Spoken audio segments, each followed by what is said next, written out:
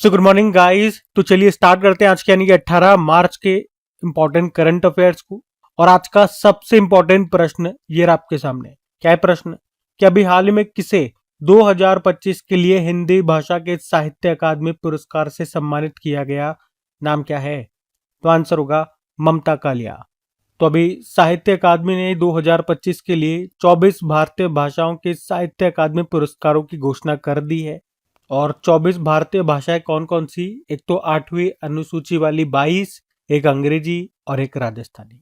लेकिन हमसे प्रश्न में हिंदी का पूछा है, तो आंसर क्या होगा? ममता कालिया। याद रखना, ममता कालिया कहाँ से बिलोंग करती है? तो उत्तर प्रदेश से बिलोंग करती हैं। और इन्हें इनके मेमोयर यानी कि संस्मरण जीते जी इलाहाबाद के लिए इस सम्मान के लिए चुना गया है। वहीं अंग्रेजी का अगर बात करें कि अंग्रेजी का किसे मिला? नवतेज सरना को मिला। ये बिलोंग करते पंजाब से और इनके नॉवेल क्रिम्सन स्प्रिंग के लिए इनको इस सम्मान के लिए चुना गया। तो वैसे तो टोटल 24 भाषाएं हैं, लेकिन इसमें से जो जो इंपॉर्टेंट लगती है मैं एक बार आपको बता देता हूं। फिर भी आप एक बार एक काम करना, देखो हिंदी अंग्रेजी का तो सब याद रखना, बाकी अपने अपने क्षेत्र में जो भाषा आपकी आ रही है वो आप ध्यान रख लेना। जैसे अगर कोई बच्चा राजस्थान से है तो राजस्थान वाली याद रख लेना, कोई गुजरात से है तो गुजराती वाली ध्यान रखना, कोई उड़ीसा से है तो उड़िया ध्यान रखना, कोई पंजाब से है तो पंजाबी वाली ध्यान रख लेना। उसी तरह से अपने अपने क्षेत्र का आप लोग जरूर देख लेना। जैसे दो चार मैं आपको बता देता हूँ। एक तो सबसे इंपॉर्टेंट ये याद रखो, राजस्थानी, क्योंकि 24 भाषाओं में राजस्थानी अलग से है। जिस तरह से ज्ञानपीठ पुरस्कार की हम बात करते हैं वो 23 भाषाओं में दिया जाता है। कौन सी? 8वीं अनुसूची की 22 भाषाएं हो गई और एक अंग्रेजी हो गई, लेकिन यहाँ पे राजस्थानी और जुड़ जाती है, तो राजस्थानी वाली ध्यान रखना जरूर। ये मिला है जितेंद्र कुमार सोनी को। और जितेंद्र कुमार सोनी कौन है? तो राजस्थान की जो कैपिटल है जयपुर, उसके जिला कलेक्टर हैं ये जितेंद्र कुमार सोनी। तो उन्हें उनकी कहानी संग्रह भारखम्मा के लिए दिया गया। वहीं उर्दू का मिला है प्रीतपाल सिंह बेताब को सफर जारी है के लिए। पंजाबी का जिंदर को मिला है सुरक्षा किट के लिए। उड़िया भाषा का गिरजा कुमार बलियार सिंह को मिला पद्म पुराण के लिए। मराठी का राजू बाविस्कर को दिया गया कल्याणल्य रेशा के लिए। और गुजराती का योगेश वैद्य को मिला भट्ट खड़गी के लिए। और बंगाली का प्रसून बंदोपाध्याय को दिया गया श्रेष्ठ कविता के लिए। बाकी हिंदी और अंग्रेजी का तो मैंने आपको बता ही दिया। अच्छा, साहित्य अकादमी से और क्या स्टैटिक बनते हैं? अब स्टैटिक में आपको बता देता हूँ। देखो, साहित्य अकादमी पुरस्कार की स्थापना कब हुई थी? 1954 में। कितनी भाषाओं में? हमने देख लिया 24 भाषाओं में। और जो ज्ञानपीठ पुरस्कार होता है उसके बाद ये दूसरा भारत का दूसरा सर्वोच्च साहित्यिक सम्मान है ज्ञानपीठ पुरस्कार के बाद। अच्छा, क्या क्या मिलता है इसमें? या पुरस्कार राशि कितनी मिलती है यूं पूछेंगे तो 1 लाख रुपए मिलती है। साथ में तांबे की पट्टिका और एक शॉल दी जाती है। देता कौन है? तो साहित्य अकादमी के द्वारा दिया जाता है, जिसकी स्थापना हुई थी, साहित्य अकादमी की बात कर रहे हैं अब, 12 मार्च 1954 में ही। नई दिल्ली में मुख्यालय है और वर्तमान में अध्यक्ष है माधव कौशिक। अभी कल परसों ही हमने पढ़ा है। अभी जो 2025 के लिए 60वां ज्ञानपीठ पुरस्कार दिया गया, जो कि भारत का सर्वोच्च साहित्यिक सम्मान है, ये दिया गया आर वेर्रामुथु को तमिल भाषा में। ठीक है, तो ये मोस्ट इंपॉर्टेंट अवार्ड्स मैं आपको बता रहा हूँ, ये आपको ध्यान रखने हैं। अब अवार्ड वाला प्रश्न है, कुछ इंपॉर्टेंट अवार्ड्स में आपको चलो और रिवाइज करवा देता हूँ। अगर बात करते हैं, इफको साहित्य सम्मान अभी दिया गया था 2025 का मैत्रेयी पुष्पा को। इफको युवा साहित्य सम्मान 2025 अंकिता जैन को उनकी पुस्तक ओहरे किसान के लिए। नृत्य कलानिधि पुरस्कार 2025 उर्मिला सत्यनारायण को, भरतनाट्यम की प्रसिद्ध कलाकार है। जेसी डैनियल पुरस्कार 2024 शारदा को मिला। केरल सरकार के द्वारा दिया जाता है, मलयालम सिनेमा का हाईएस्ट सिविलियन ऑनर है। अशोक चक्र सम्मान शुभांशु शुक्ला को दिया गया, देश का सर्वोच्च शांतिकालीन वीरता पुरस्कार है। कीर्ति चक्र ये 3 जनों को दिया गया, मेजर अर्शदीप, नायब सूबेदार डोलेश्वर सुब्बा और ग्रुप कैप्टन प्रशांत बालकृष्णन। तो अभी भारत के प्रधानमंत्री नरेंद्र मोदी को यरूशलेम में इजराइल के सर्वोच्च संसदीय सम्मान speaker of the Knesset medal से सम्मानित किया गया। वो ये सम्मान पाने वाले पहले वैश्विक नेता बने। अर्थशॉट प्राइज 2026 ये मुंबई में भी आयोजित किया जाएगा। और एक एनजीओ है एजुकेट गर्ल्स, इसकी संस्थापक है सफीना हुसैन। इनको अभी 2026 के time women of the year में चुना गया था। और ये एनजीओ कहाँ का है? राजस्थान का है। और अभी एस्मंड बी मार्टिन 2026 पुरस्कार जीतने वाले पहले भारतीय बने थे, डॉक्टर कृतिकानंद। उसके अलावा Krishnamurthy V Subramanian Chicago University का प्रतिष्ठित alumni award for professional achievement जीतने वाले पहले भारतीय अर्थशास्त्री बन गए। रंगमंच में उत्कृष्टता के लिए 2026 का मेटा लाइफ टाइम अचीवमेंट पुरस्कार से सम्मानित किया गया अमोल पालेकर को। 2025 के लिए 60वां ज्ञानपीठ पुरस्कार दिया गया आर वर्रामुत्तु को, तमिल भाषा के हैं। और ग्लोबल टीचर प्राइज 2026 दिया गया था रूबल नागी को। ठीक है, ये सारे इंपॉर्टेंट अवार्ड्स हैं, आप इनको ध्यान में रखना। अगला प्रश्न हम देखते हैं। फिर अगले में पूछ रहे हैं, हाल ही में शिक्षा मंत्रालय ने किस आईआईटी के साथ मिलकर एप्लीकेशन को लॉन्च किया? तो आंसर होगा आईआईटी कानपुर। तो अभी शिक्षा मंत्रालय, जिसके मंत्री है कौन? धर्मेंद्र प्रधान। तो शिक्षा मंत्रालय और आईआईटी कानपुर ने छात्रों को जेई, नीट, सीयूईटी जैसी प्रतियोगी परीक्षाओं की मुफ्त तैयारी कराने के लिए अभी साथी नाम से एक ऑनलाइन प्लेटफॉर्म और मोबाइल एप्लीकेशन को लॉन्च किया है। यहाँ पे साथी का भी फुल फॉर्म है self assessment test and help for entrance exam. मतलब छात्रों को कोचिंग जैसी सुविधाएं बिना फीस के उपलब्ध होगी, जिसका उद्देश्य है ग्रामीण और आर्थिक रूप से कमजोर छात्रों को समान अवसर देना। और यहाँ पर जो वीडियो कोर्सेज तैयार किए गए हैं वो आईआईटी और एम्स के विशेषज्ञों के द्वारा तैयार किए गए हैं। यहाँ पे मॉक टेस्ट मिल जाएगा, एआई आधारित स्टडी मटेरियल आपको मिल जाएगा। ठीक है, तो शिक्षा मंत्रालय ने किस आईआईटी के साथ मिलकर के इसको तैयार किया था? याद रखना आईआईटी कानपुर है। अब कुछ इसी तरह से आईआईटी जो न्यूज में रहे वो मैं आपको आज रिवाइज करवाता हूँ। देखो, हमारे जो आर्मी चीफ है उपेंद्र द्विवेदी, इन्होंने आईआईटी मद्रास में अग्निशोध नाम से एक रिसर्च सेल की स्थापना की थी। कहाँ? आईआईटी मद्रास में। जिला बाढ़ गंभीरता सूचकांक डिस्ट्रिक्ट फ्लड सॉवरिटी इंडेक्स पहली बार जारी हुआ था, आईआईटी दिल्ली और आईआईटी गांधीनगर ने मिलकर लॉन्च किया था। उसमें टॉप पे पटना जिला रहा था। किस आईआईटी ने एआई संचालित शिक्षण एप्लीकेशन टूटॉस को लॉन्च किया था? आईआईटी पलक्कड़। एनआईआरएफ 2025 के ओवरऑल रैंकिंग में आईआईटी मद्रास टॉप पे रहा। शिक्षा मंत्री जी ने किस देश में पहला विशेष अटल नवाचार केंद्र शुरू किया? यूएई में। एक्चुअली में वहां पे जो अबू धाबी में जो आईआईटी दिल्ली का कैंपस है वहां पर। इलेक्ट्रॉनिक्स एंड आईटी मंत्री अश्विनी वैष्णव, इन्होंने आईआईटी भुवनेश्वर में नमो सेमीकंडक्टर प्रयोगशाला की स्थापना को मंजूरी दी। उत्तर प्रदेश सरकार ने आईआईटी रुड़की के साथ मिलकर किसानों के लिए कार्बन क्रेडिट मॉडल को लॉन्च किया। आईआईटी भिलाई ने एक क्रांतिकारी स्मार्ट पॉलीमर पदार्थ विकसित किया जो स्मार्ट विंडो कोटिंग के रूप में कार्य करता है। किस आईआईटी ने सामाजिक परिवर्तन के लिए इम्पैक्ट राइज पहल शुरू की? आईआईटी खड़गपुर। और भारतीय डाक ने जेनजी की थीम पर आधारित पहला डाकघर आईआईटी दिल्ली में खुला। और स्तन कैंसर का समय रहते पता लगाने के लिए आईआईटी मद्रास ने भारत का पहला कैंसर जीनोम एटलस लॉन्च किया। एनआईआरएफ 2025 की समग्र श्रेणी में ओवरऑल कैटेगरी में टॉपर आईआईटी मद्रास रहा। ये ऊपर देख लिया शायद हमने। और बात करें आईआईटी पटना ने, आईआईटी पटना में परम रुद्र सुपर कंप्यूटर को शुरू किया गया। ये बिहार का पहला सुपर कंप्यूटर है। आईआईटी दिल्ली के वैज्ञानिकों ने आइला नाम से एक एआई सिस्टम बनाया। आइला मतलब होता है आर्टिफिशियली इंटेलिजेंट लैब असिस्टेंट। ये प्रश्न तो एग्जाम में आ भी चुका है। आप जानते हो वैसे भारत का पहला आईआईटी कौन सा है? तो आईआईटी खड़गपुर आंसर होगा। ठीक है, तो ये सब आईआईटी न्यूज में रहे हैं, ध्यान में रखना। अगला प्रश्न देखते हैं। फिर अगले में पूछ रहे हैं कि भारत में हर साल टीकाकरण दिवस ये कब मनाया जाता है? तो आंसर होगा 16 मार्च को। तो याद रखेंगे राष्ट्रीय टीकाकरण दिवस, जिसे अंग्रेजी में नेशनल वैक्सीनेशन डे या नेशनल इम्यूनाइजेशन डे भी बोलते हैं, ये भारत में हर साल 16 मार्च को मनाया जाता है। और 16 मार्च को ही क्यों? क्योंकि 16 मार्च 1995 को भारत में ओरल पोलियो वैक्सीन की पहली खुराक दी गई थी, या आप कह सकते हो पल्स पोलियो अभियान शुरू हुआ था। तो इसी कारण से हम 16 मार्च को ये राष्ट्रीय टीकाकरण दिवस के रूप में मनाते हैं। तो मनाने का उद्देश्य क्या है? टीकाकरण के महत्व के प्रति जागरूकता बढ़ाना। और आपको ये भी बता दूं कि 2014 में देश पोलियो मुक्त घोषित हो गया था। अच्छा, विश्व का पहला टीका किसने खोजा था? टीके की बात चल रही है, तो विश्व का पहला टीका किसने खोजा था? एडवर्ड जेनर ने, जिन्हें फादर ऑफ इम्यूनाइजेशन भी कहा जाता है। और किसका टीका खोजा था उन्होंने? चेचक का। वैसे भारत चेचक मुक्त हो चुका है। और मिशन इंद्रधनुष पूछते हैं इसका संबंध किससे है? टीकाकरण कवरेज बढ़ाने से। टीकाकरण कवरेज बढ़ाने के लिए हमने मिशन इंद्रधनुष शुरू किया था। ठीक है, तो ये याद रखना, नेशनल वैक्सीनेशन डे ये हम 16 मार्च को मनाते हैं। वैसे एक और इसी से मिलता जुलता दिवस है वर्ल्ड एड्स वैक्सीनेशन डे। ये 18 मई को मनाया जाता है। एग्जाम में पूछा गया प्रश्न है। आपको याद होगा प्रधानमंत्री नरेंद्र मोदी ने 28 फरवरी 2026 को अभी राजस्थान के अजमेर से राष्ट्रव्यापी ह्यूमन पेपिलोमा वायरस टीकाकरण अभियान भी शुरू किया था। ह्यूमन पेपिलोमा वायरस, जिसका उद्देश्य है सर्वाइकल कैंसर की रोकथाम करना। ठीक है, तो ये पॉइंट भी ध्यान में रखना। वैसे डे वाला प्रश्न है। चलो मार्च के जो भी इंपॉर्टेंट डेज बनते हैं आपको मैं एक बार रिवाइज करवा देता हूँ। देखो, मार्च की शुरुआत की बात करेंगे तो 1 मार्च को 3 दिवस मनाते हैं, यानी कि जीरो डिस्क्रिमिनेशन डे, शून्य भेदभाव दिवस, विश्व नागरिक सुरक्षा दिवस और विश्व समुद्री घास दिवस। 3 मार्च को विश्व वन्यजीव दिवस के रूप में मनाते हैं और 3 मार्च को विश्व श्रवण दिवस के रूप में मनाया जाता है, वर्ल्ड हियरिंग डे।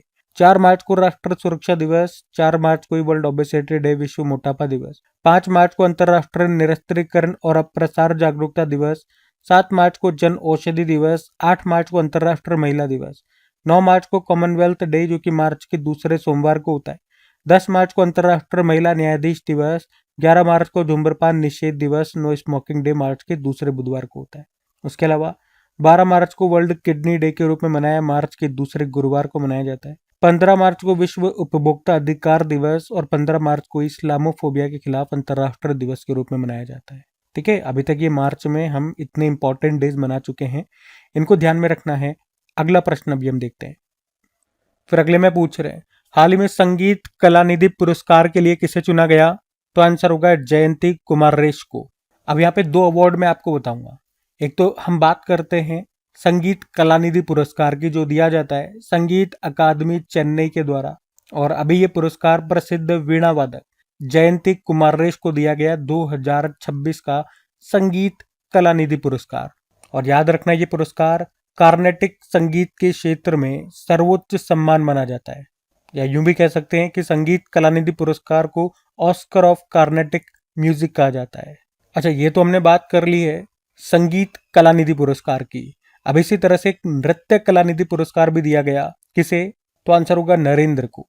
तो याद रखना, ये भी दिया जाता है संगीत अकादमी चेन्नई के द्वारा, और इसके द्वारा दिया जाने वाला ये सर्वोच्च नृत्य सम्मान है, जो भी 2026 के लिए दिया गया नरेंद्र को, जिनका संबंध है भरतनाट्यम से। मतलब अभी इनको चुना गया है इस पुरस्कार के लिए, दिया जाएगा इस साल के एंड तक।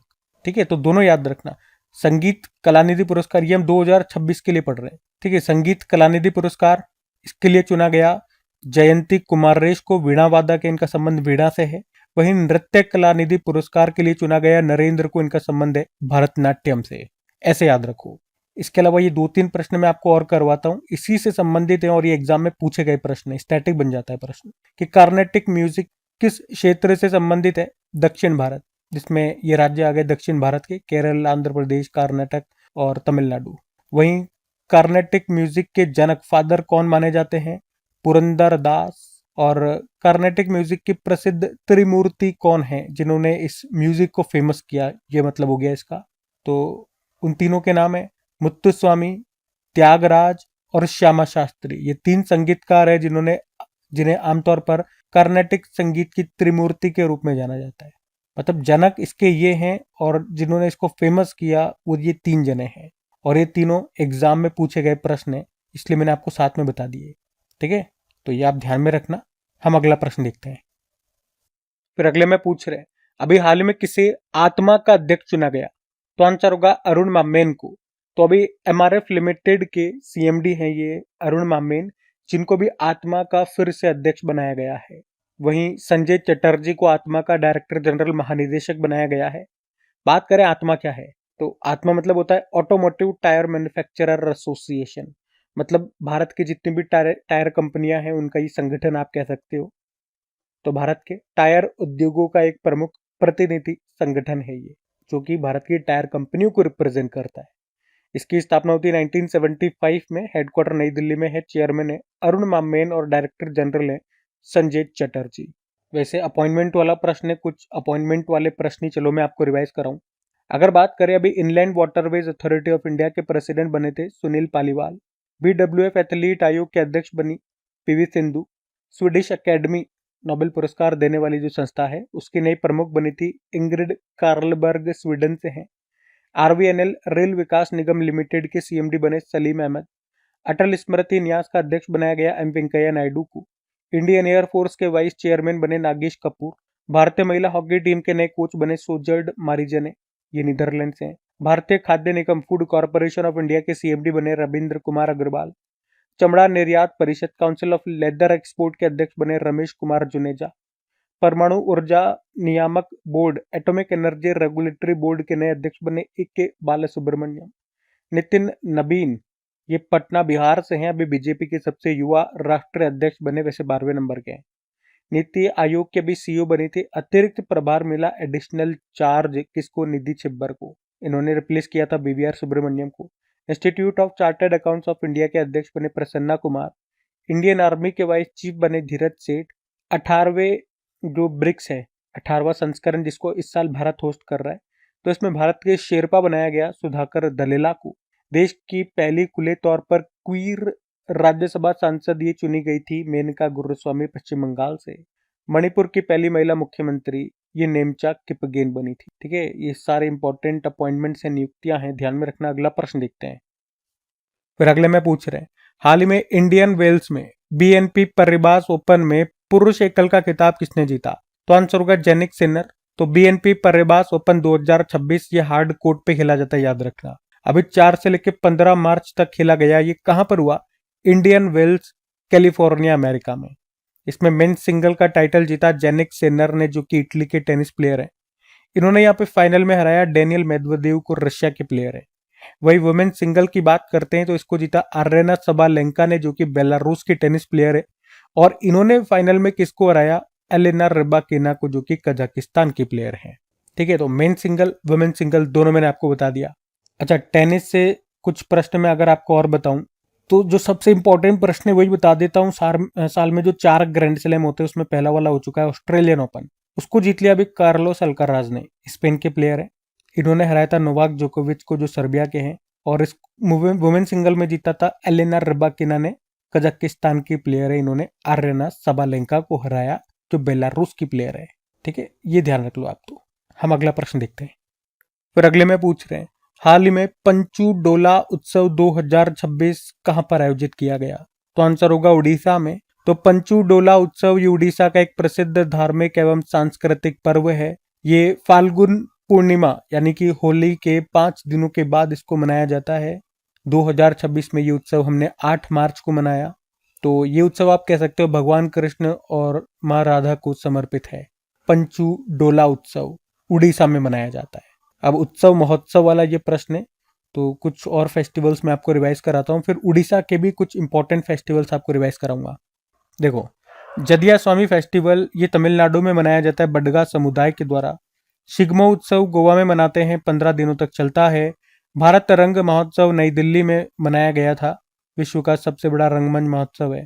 थाईपुसम त्योहार तमिलनाडु में, खुबानी ब्लॉसम फेस्टिवल लद्दाख में, चेरी ब्लॉसम फेस्टिवल मेघालय में, विशु त्योहार केरल में, माधवपुर मेला गुजरात के पोरबंदर में, सरहुल महोत्सव झारखंड में, जात्रा उत्सव त्रिपुरा में, गरिया पूजा उत्सव त्रिपुरा और त्रिशूरपुरम उत्सव केरल में, खीर भवानी मेला जम्मू कश्मीर में, राष्ट्रीय बौद्धिक संपदा महोत्सव 2025 मनाया गया था उत्तराखंड के देहरादून में। अब मैंने आपको कहा था उड़ीसा के भी कुछ महोत्सव मैं आपको रिवाइज कराऊं, तो आ जाओ। चलो सारे स्टैटिक ही देख लेते हैं उड़ीसा से ही। देखो, उड़ीसा की कैपिटल होती है भुवनेश्वर। मुख्यमंत्री मोहन चरण मांझी हैं, गवर्नर है हरिबाबू कंबमपति।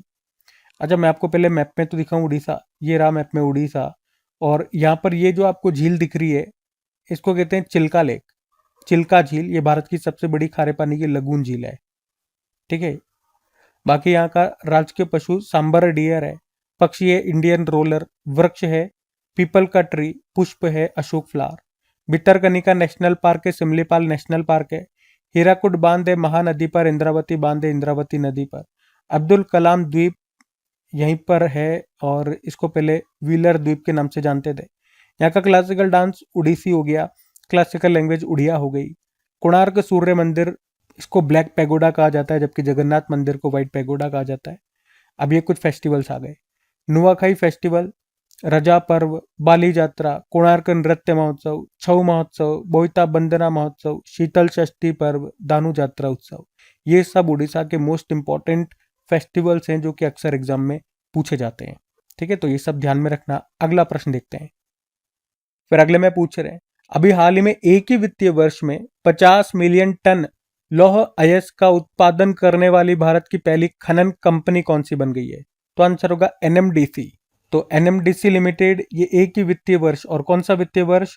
फाइनेंशियल ईयर 2025-26 में 50 मिलियन टन यानी कि लगभग 5 करोड़ टन लौह अयस्क का उत्पादन करने वाली ये भारत की पहली खनन कंपनी बन गई है। एनएमडीसी की फुल फॉर्म क्या होती है? नेशनल मिनरल डेवलपमेंट कॉर्पोरेशन, यानी कि राष्ट्रीय खनिज विकास निगम। इसकी स्थापना होती है 1958 में, जो कि एक नवरत्न कंपनी है। इसका मुख्यालय आपको मिलेगा हैदराबाद में। ये किस मंत्रालय के अंतर्गत आती है? इस्पात मंत्रालय, मिनिस्ट्री ऑफ स्टील। और ये भारत की सबसे बड़ी लौह अयस्क उत्पादन कंपनी है। लौह अयस्क यानी कि आयरन और। देखो मैं आपको बता दूं, जो लौह अयस्क है ना, आयरन और, उसको उनके लौह सामग्री यानी कि आयरन कंटेंट और उनकी क्वालिटी के आधार पर 4 प्रमुख भागों में बांटा गया है। और ये आपने नाम भी सुने होंगे, हेमेटाइट, मैग्नेटाइट, लिमोनाइट, सिडेराइट। इसमें सबसे बेस्ट माना जाता है ये हेमेटाइट, जिसमें सबसे ज्यादा लोहा होता है। वैसे अगर बात करें भारत में लौह अयस्क का सबसे प्रमुख क्षेत्र कौन सा है, तो उड़ीसा। सबसे ज्यादा लौह अयस्क आपको मिलेगा उड़ीसा में। तो उसके बाद छत्तीसगढ़ में मिलेगा, झारखंड में मिलेगा। और भारत में ये जो हमने देखे, हेमेटाइट, मैग्नेटाइट, लिमोनाइट, सिडेराइट, इसमें सबसे ज्यादा कौन सा पाया जाता है, तो हेमेटाइट। ये भारत में सबसे अधिक मात्रा में पाया जाता है। ये प्रश्न एक बार एग्जाम में पूछा गया था कि लौह अयस्क को आधुनिक उद्योग की रीढ़ कहा जाता है। ठीक है, ये लाइन याद रखना, एग्जाम में पूछा गया प्रश्न है क्योंकि। ठीक है, ध्यान रहेगी ना सारी बातें। हम अगला प्रश्न देखते हैं।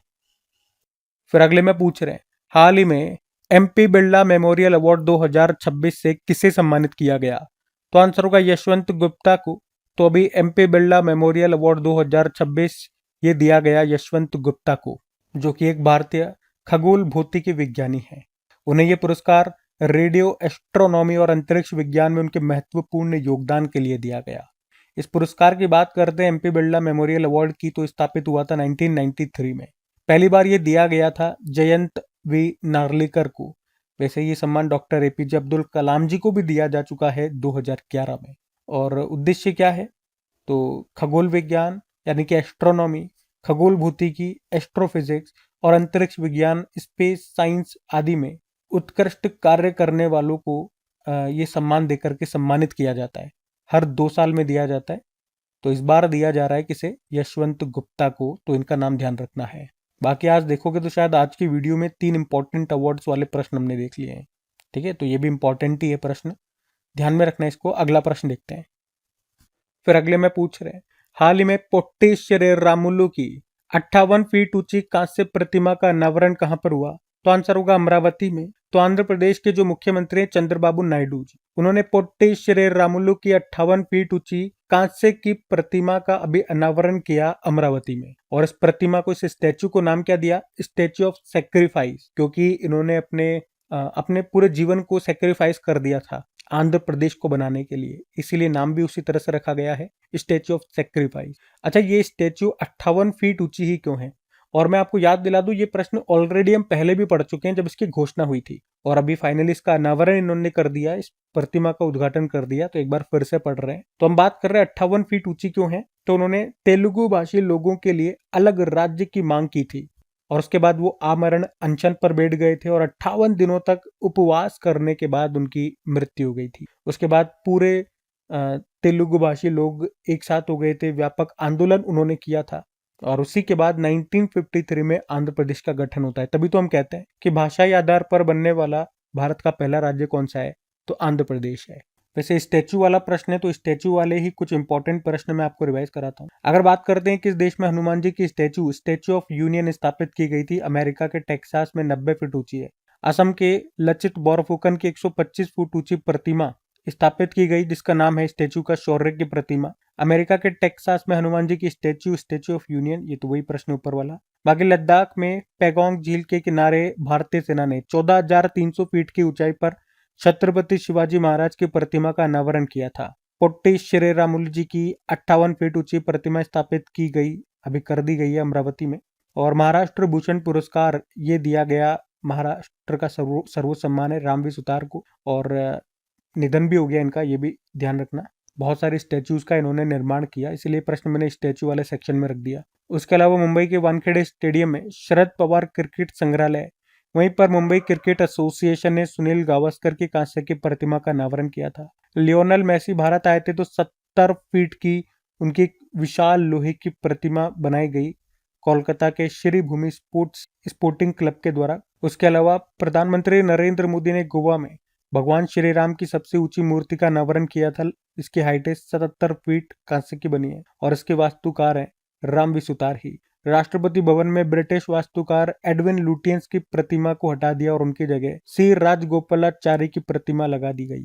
और ये कौन है? भारत के पहले गवर्नर जनरल है। राष्ट्रपति भवन में ही दरबार हॉल का नाम बदलकर गणतंत्र मंडप और अशोक हॉल का नाम बदलकर अशोक मंडप कर दिया गया था। ठीक है, तो ये सब बातें ध्यान में रखना। बाकी ये थी आज की हमारी करंट अफेयर्स की क्लास। कमेंट करके जरूर बताना सेशन आपको कैसा लगा। अच्छा लगा तो प्लीज इसे अपने दोस्तों के साथ में स्टडी ग्रुप में एक बार शेयर जरूर करना। वीडियो को लाइक नहीं करा तो लाइक कर देना। बाकी इनकी पीडीएफ, ये पैनल पीडीएफ आपको फ्री में मिलती है। इसकी प्रैक्टिस के लिए मॉक टेस्ट आपको दिए जाते हैं, क्विज आपको दी जाती है फ्री में। कहाँ पे? अपनी क्रैक एग्जाम एप्लीकेशन पे, जिसका लिंक डिस्क्रिप्शन बॉक्स में है। बाकी चलो अभी कल के करंट अफेयर्स का हम क्विक रिवीजन कर लेते हैं और सेशन एंड करते हैं। तो कल पहला प्रश्न पूछा था अभी 60वां ज्ञानपीठ पुरस्कार किसे दिया गया? तो आंसर होगा आर वेर्रामुथु को। तमिल भाषा के कवि हैं ये। फिर आपसे पूछा था ऑस्कर 2026 में बेस्ट फिल्म का पुरस्कार किसने जीता? तो आंसर होगा वन बैटल आफ्टर नादर। और भारत के 94 शतरंज ग्रैंड मास्टर बन गए मयंक चक्रवर्ती, असम से हैं। मत्स्य पालन विभाग ने शीत जल मत्स्य पालन पर अपनी तरह का पहला राष्ट्रीय सम्मेलन का आयोजन किया श्रीनगर में। आदिवासी लोक कलाकारों का उत्सव आदि परब 2026 कहां पर शुरू हुआ? छत्तीसगढ़। और केंद्रीय मंत्री चिराग पासवान ने प्रधानमंत्री सूक्ष्म खाद्य प्रसंस्करण उद्यम योजना संबंधी इंक्यूबेशन सेंटर का उद्घाटन किया भी असम में। विश्व पैरा एथलेटिक्स ग्रैंड प्रिक्स 2026 की पदक तालिका में पहले स्थान पर भारत है। इस्लामोफोबिया के खिलाफ अंतर्राष्ट्रीय दिवस मनाया गया 15 मार्च को। और 12वें एशियाई और प्रशांत क्षेत्रीय सम्मेलन 2026 का आयोजन किया गया नई दिल्ली में। और आखिरी प्रश्न था अभी किसने एडोब के सीईओ के पद से इस्तीफा देने की घोषणा कर दी है? तो आंसर होगा शांतनु नारायण। बाकी चलो कल का भी होमवर्क प्रश्न देखते हैं और सेशन एंड करते हैं। कल आपसे पूछा कि भारतीय सेना ने किस वर्ष को नेटवर्किंग एवं डेटा केंद्रितता का साल घोषित किया? तो आंसर होगा 2026। आप सभी ने प्रश्न का बिल्कुल सही उत्तर दिया। अब ये आज का आपका होमवर्क प्रश्न।